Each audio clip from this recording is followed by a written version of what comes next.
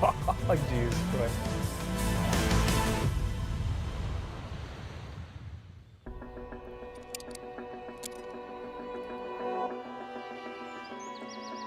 Our ancestors, they came with the horses. To get to Riga, it took 100 kilometers, it took 2 days, and that means that you cannot go faster. And that's important thing. So you need to stop, to socialize, and then to go to the next place. So you cannot drive, like just put the fuel and drive some 800 kilometers because you need to do it. It's unhuman.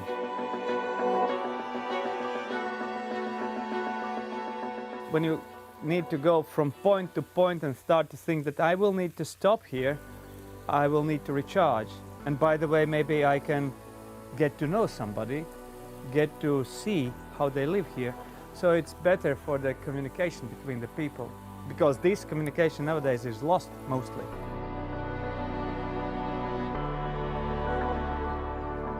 Let's go to collect some mushrooms.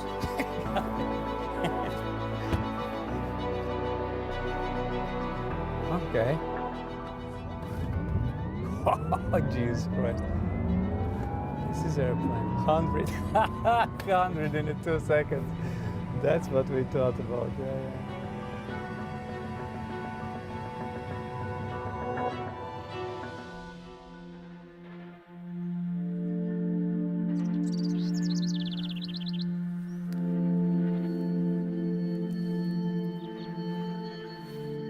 Go to the forest and collect something, it opens so many doors in our brain.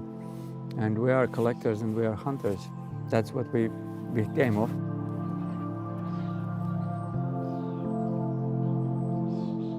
This is a World Cup in mushroom picking. Very beautiful.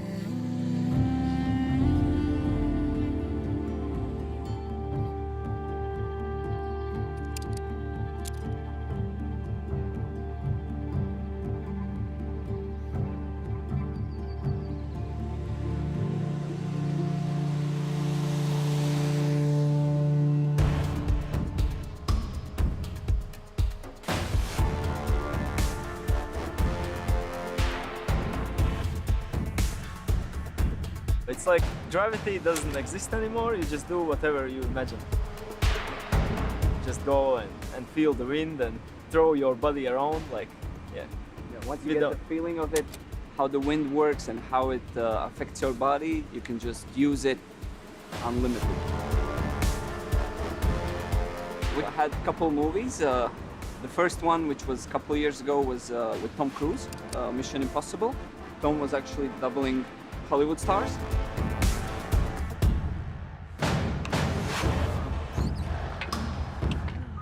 This is so cool, like this is really cool.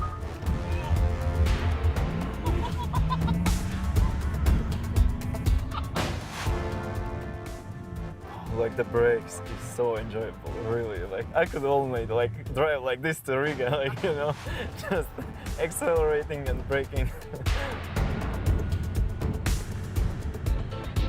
What I enjoy is that we don't have lots of people in our country. A lot of trails and I would say a lot of places that are untouched. Yeah, like people haven't ruined it.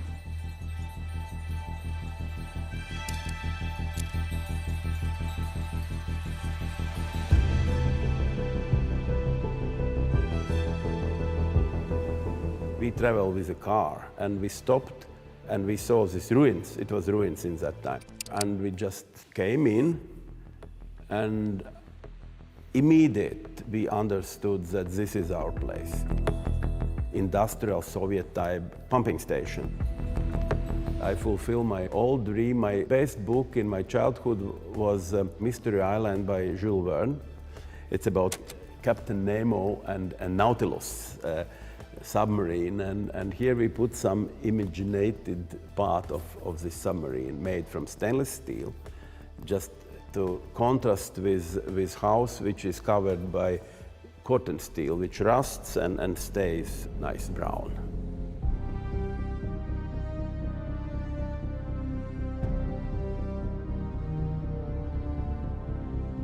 Loft living, it is the way of the way of living. And nowadays people, really creative people, try to live in these unusual conditions. To live here, that is outstanding.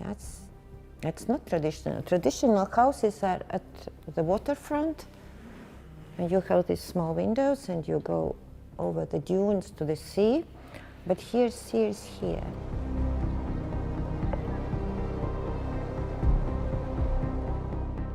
I want to die here, I said already.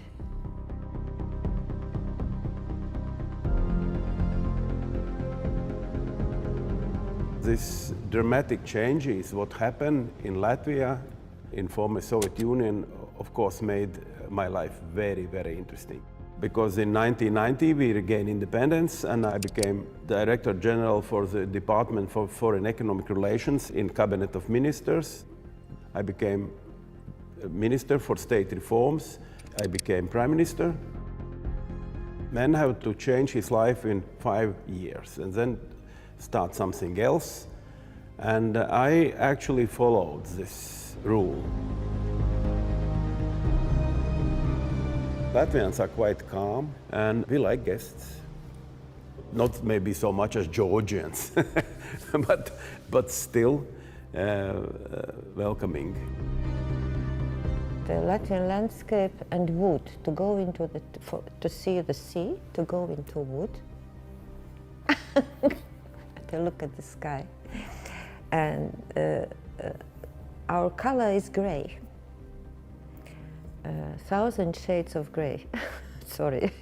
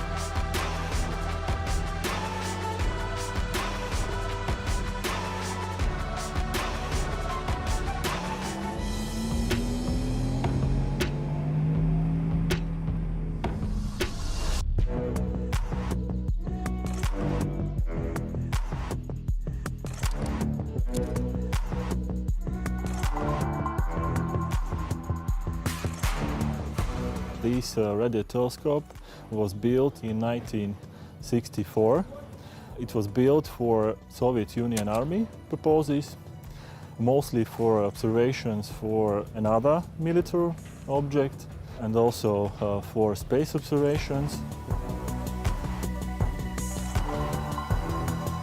It's more like a submarine, because most of the parts, including the staircases, were borrowed from USSR time warships and submarines.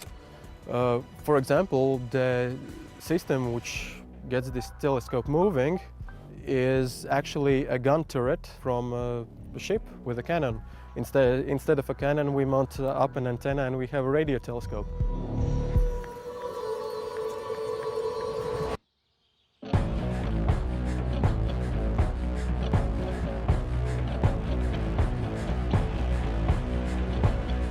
This astronomy research is actually more of a global thing. An international team linking these telescope sites in network can do this kind of research. It maybe doesn't solve anything in particular for people right here in country, but it definitely helps for Latvia to integrate in global research teams.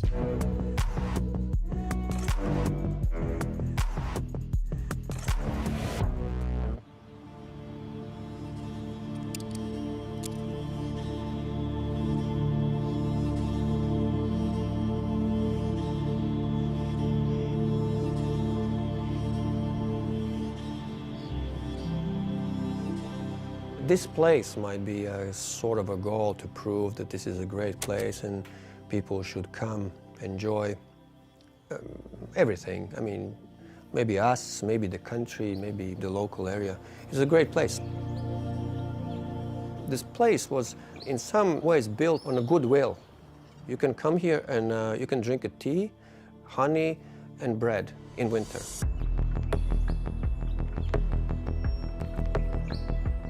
I left Latvia in 1979. I was 17 years old. I was getting into trouble with my thinking. I was kind of radical, so I was running into problems and troubles with the local authorities that are basically communist. In North America, I was becoming a better skier. Then I was getting better. Then I made a national team. Then I quit the school. Then I went to Olympics.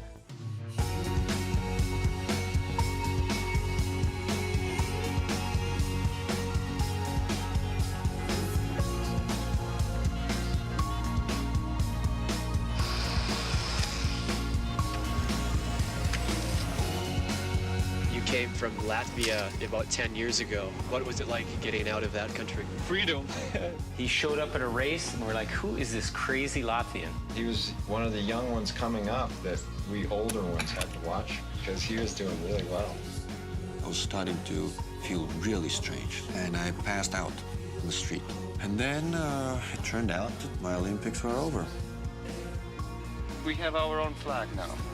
We have our own anthem. Sometimes in your life, there are just these things. It's like a puzzle, you know. It comes together, and maybe you work for it. Maybe you challenge it. I don't know. But these are the times in your life, and when these things come together, you just do it. Everybody goes across the continent, so we decided to go the other way, from north to south. You see the country and you meet people, you meet rednecks, you meet cowboys on the way, all kinds of people. I'm very proud of my country, of course. I do not agree with a lot of things, and I just explained why. I think we could be smarter. Latvians were hard-working people. Some damage was done by Soviet Union, and now the modern times, that also. Take me to the next level. Wow. Hey, it's clean. I'm not used to sitting in the clean cars.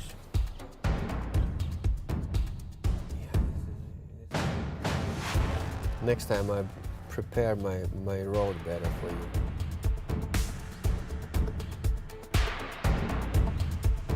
You ready? Yeah.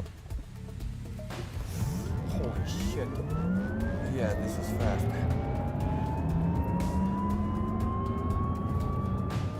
It's unbelievable.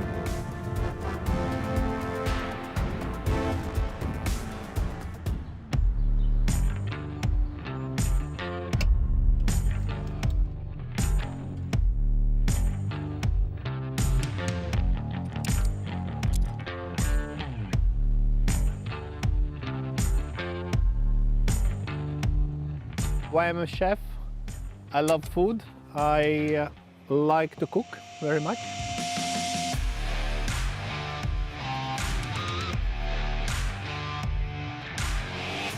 My first profession was conductor of choir, dirigent, and but I couldn't finish the school. I was kicked out because I was a bit punk.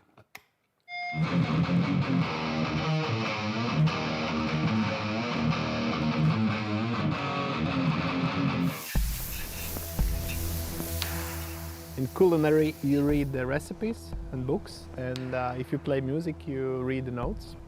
And then after you read all the books and all notes, and you can play your own music, or you can cook your own dishes. The Latvian food, if we talk about Latvian food, well, there is some interesting combinations. How we like to eat cucumber, fresh cucumber with honey. I'm not sure that anywhere else people are eating fresh cucumber with honey, but we do.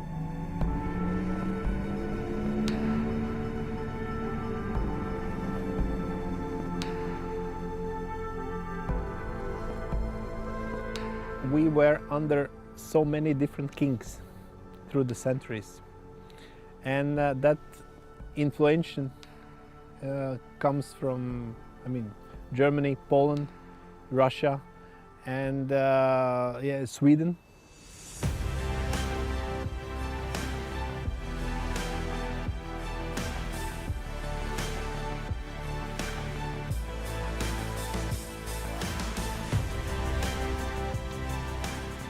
This is still a land of a big opportunity. It is kind of like, you know, wild, wild west, where you go and you can build things from scratch. But it's changing quickly. We still have a lot of Soviet mentality, so it's not really that simple.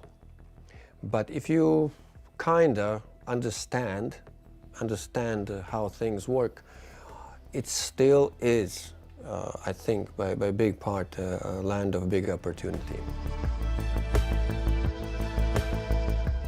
We have absolutely beautiful nature. We have a lot of empty spaces because on this land we live only less than 2 million people. It's 64,000 square kilometers. It's 3 times bigger as Belgium, let's say.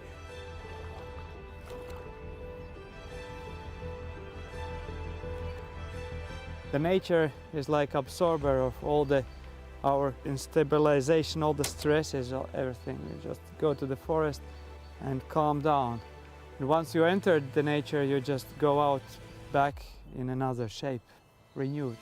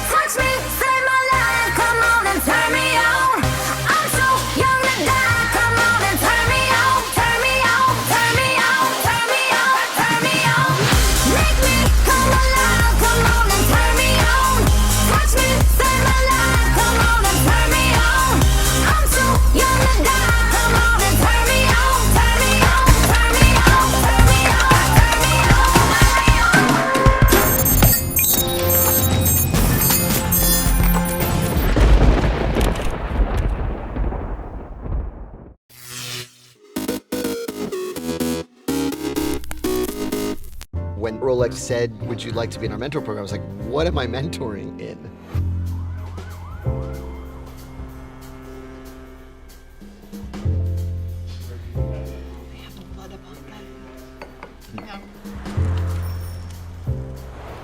I recognize the importance of mentors in my own life. The really formative one for me was my 8th grade English teacher. He saw how much restless energy I had and how to guide it.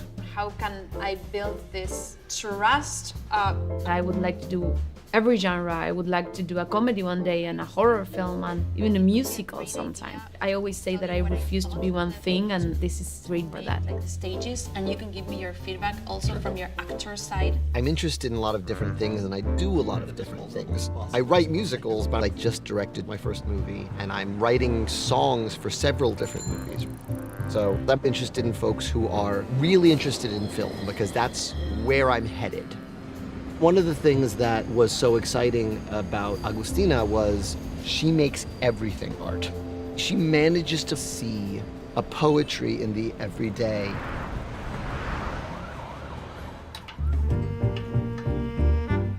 I'm really obsessed with like the details and the image and how it composes. Something that I need to learn right now, is letting that go and really focusing on characters and their emotional journey. The thing that I try to be helpful with is what's the thing you want to communicate.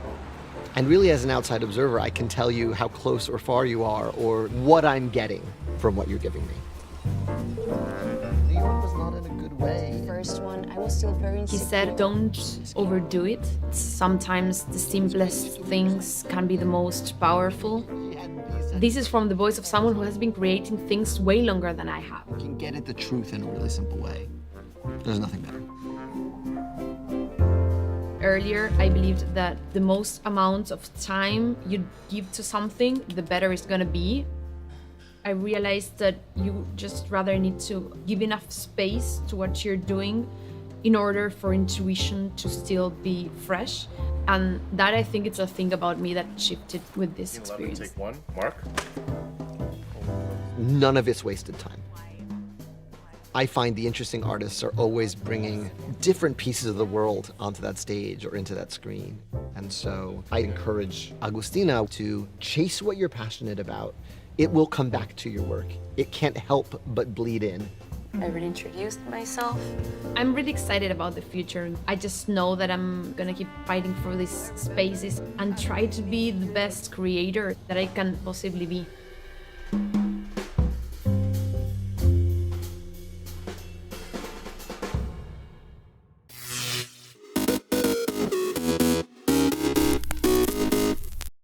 Absence and distance reveal which memories are those to cherish. Delight, the perfect racing line, a close call, the very blink of an eye that was the difference between failure and success. The clearer the details, the more vivid the remembrance. Up to that point, when you close your eyes, it makes you relive your past.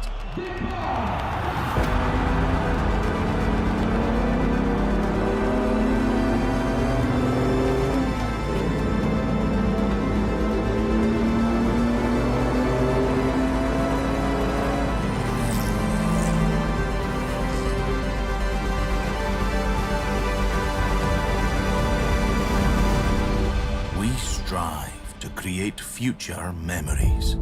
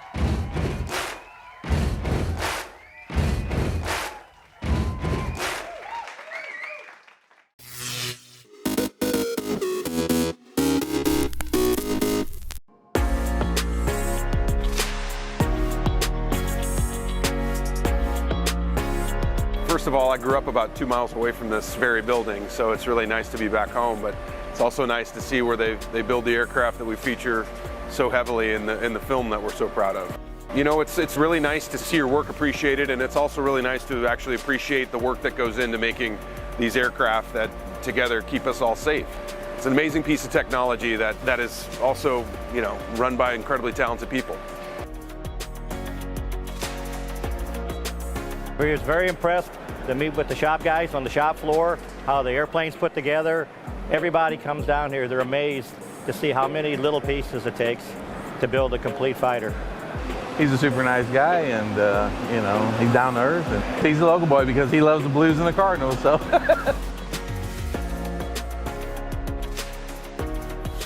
it's just it's incredibly emotional for me to be here with people from my hometown and showing this thing that we're all so proud of, and that so many people that work for Boeing made happen. I mean, that's another big part of it. I hope you have as much fun watching it as we did making it. Thanks for having me, you guys.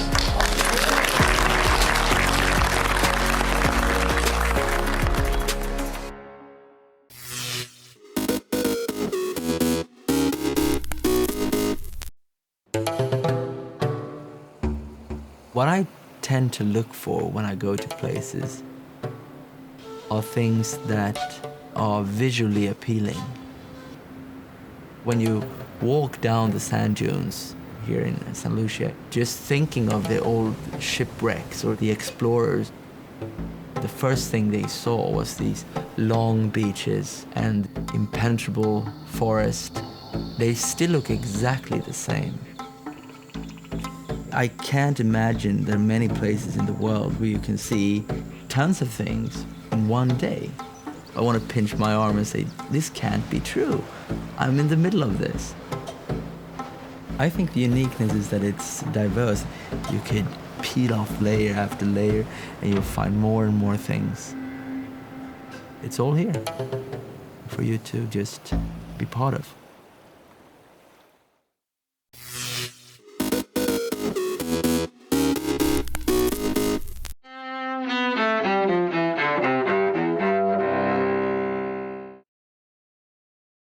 January 12, 1991. Just days before a UN deadline, Congress authorizes President George H.W. Bush to use force to expel Iraq from Kuwait. The action taken by the United States Congress today is a very important step in hopefully getting Saddam Hussein to realize what he's up against. Days later, an American-led coalition launches Operation Desert Storm, which drives Saddam Hussein's troops from Kuwait. 1945. In the final months of World War II, Soviet forces begin a huge offensive against Nazi Germany in Eastern Europe. 1932. Hattie Caraway of Arkansas becomes the first woman elected to the U.S. Senate. Caraway wins a special election to fill the last few months of her late husband's term. 1976. In Britain, mystery writer Agatha Christie, whose works include Murder on the Orient Express, dies at age 85. And 1971. Boy, the way Glenn Miller played. Songs that made the hit parade. All in the Family premieres on CBS. The sitcom breaks new ground in depicting serious topics on TV, becoming wildly popular. Today in history, January 12th. Sandy Kozel, The Associated Press.